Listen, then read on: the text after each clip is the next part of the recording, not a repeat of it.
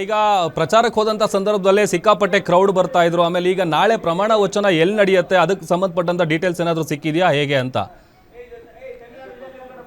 ಪ್ರಭು, ಈಗಾಗಲೇ ನೆಹರು ಸ್ಟೇಡಿಯಂನಲ್ಲಿ ಇವತ್ತೇ ಪ್ರಮಾಣ ವಚನ ಅಂದ್ಬಿಟ್ಟು ರೆಡಿ ಆಗಿಬಿಟ್ಟಿದ್ರು. ಬೆಳಗ್ಗೆ ಅಂತೂ ಸಾವಿರಾರು ಜನ ವಿಜಯ್ ಅಭಿಮಾನಿಗಳು ಬಂದು ನೆಹರು ಸ್ಟೇಡಿಯಂನಲ್ಲಿ ಕುತ್ಕೊಂಡಿದ್ರು. ಈಗಾಗಲೇ ಅಂದರೆ ರೆಡಿ ಆಗಿದ್ರು, ಇವತ್ತೇ ಆಗ್ಬಿಡುತ್ತೆ, 11 ಗಂಟೆಗೆ, 12 ಗಂಟೆಗೆ, 1 ಗಂಟೆಗೆ, ಮಧ್ಯಾಹ್ನ ಆಗುತ್ತೆ ಅಂತೆಲ್ಲ ಕಾಯ್ತಾ ಇದ್ರು. ಈಗಾಗಲೇ ವೇದಿಕೆ ರೆಡಿಯಾಗಿದೆ.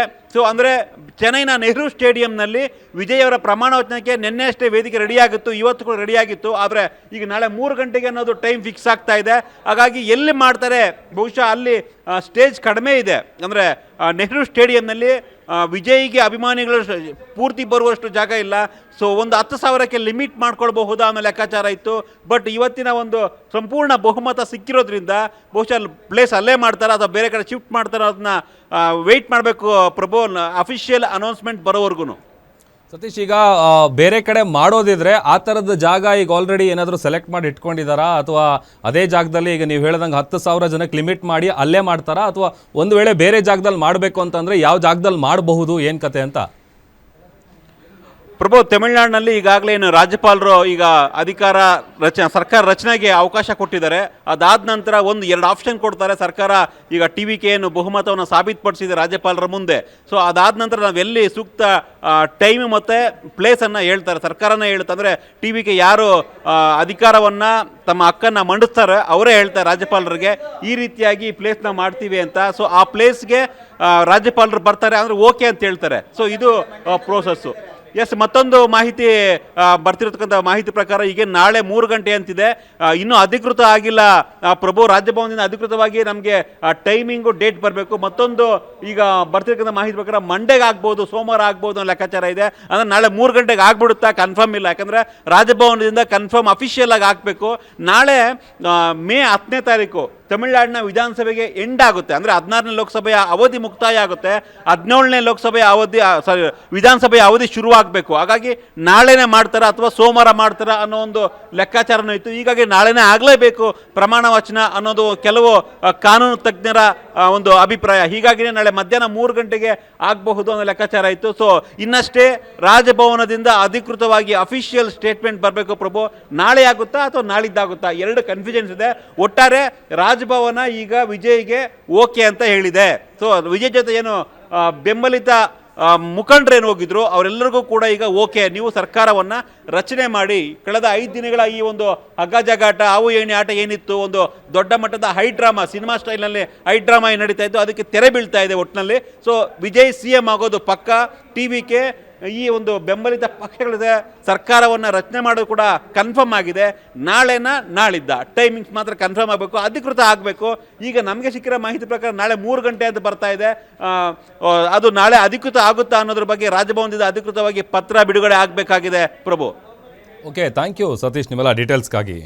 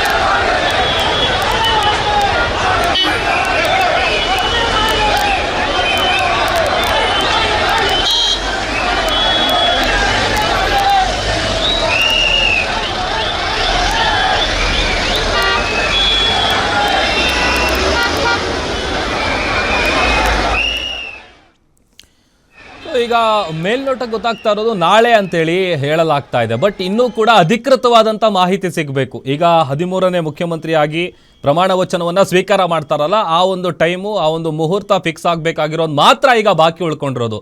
ಯಾಕಂತಂದರೆ ಅಕ್ಷರಶಃ ತಮಿಳ್ನಾಡು ಪಾಲಿಟಿಕ್ಸ್ ಹೆಂಗಾಗ್ಬಿಟ್ಟಿತ್ತು ಅಂತಂದರೆ ಒಂದು ರೀತಿ ಸಸ್ಪೆನ್ಸ್ ಥ್ರಿಲ್ಲರ್ ಮೂವಿ ಥರ ಆಗ್ಬಿಟ್ಟಿತ್ತು. 3-4 ದಿನದಿಂದಲೂ ಕೂಡ ಅವರು ಬೆಂಬಲ ಕೊಡ್ತಾರಾ, ಕೊಡಲ್ವಾ, ಅಥವಾ ಕೊಡುವಂಥ ಸಂದರ್ಭದಲ್ಲಿ ಏನು ಡಿಮ್ಯಾಂಡ್ ಇಡ್ತಾರೆ, ಆ ಡಿಮ್ಯಾಂಡ್ಗೆ TVK ಓಕೆ ಅನ್ನತ್ತಾ ಇಲ್ವಾ, ಈ ಥರದ್ದೆಲ್ಲ. ಯಾಕಂತಂದರೆ ಮೊದಲನೇ ಬಾರಿ, 2ನೇ ಬಾರಿ, ಸತತ 4ನೇ ಬಾರಿಗೆ ಹೋಗಿ ರಾಜ್ಯಪಾಲರನ್ನ ಭೇಟಿಯಾಗಿ ಆ ನಂತರದಲ್ಲಿ, ಬಿಕಾಸ್ ಈಗ TVK ಪಕ್ಷ ಮಾಡಿರುವಂಥ ಈ ಸಾಧನೆ ಏನಿದೆ, ಇಡೀ ದೇಶ ಕೂಡ ವಿಚಾರಕ್ಕೆ ಸಂಬಂಧಪಟ್ಟಂತೆ ಮಾತನಾಡ್ತಾ ಇದೆ.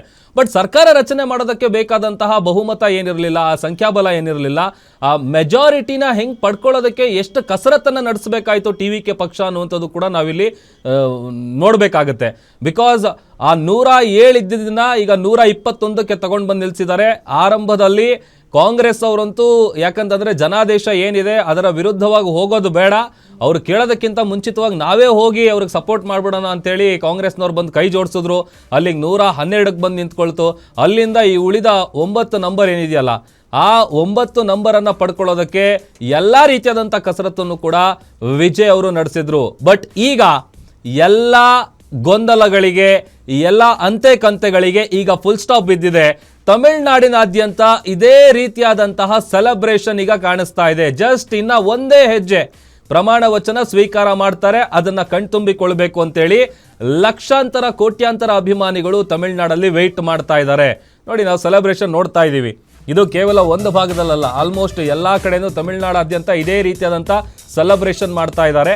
ಬಿಕಾಸ್ TVK ಪಕ್ಷದ ಮುಖ್ಯಸ್ಥ ವಿಜಯ್ ಅವರು CM ಆಗ್ತಾ ಇದ್ದಾರೆ ಅಂತ ಗೊತ್ತಾಗ್ತಾ ಇದ್ದಂತೆ.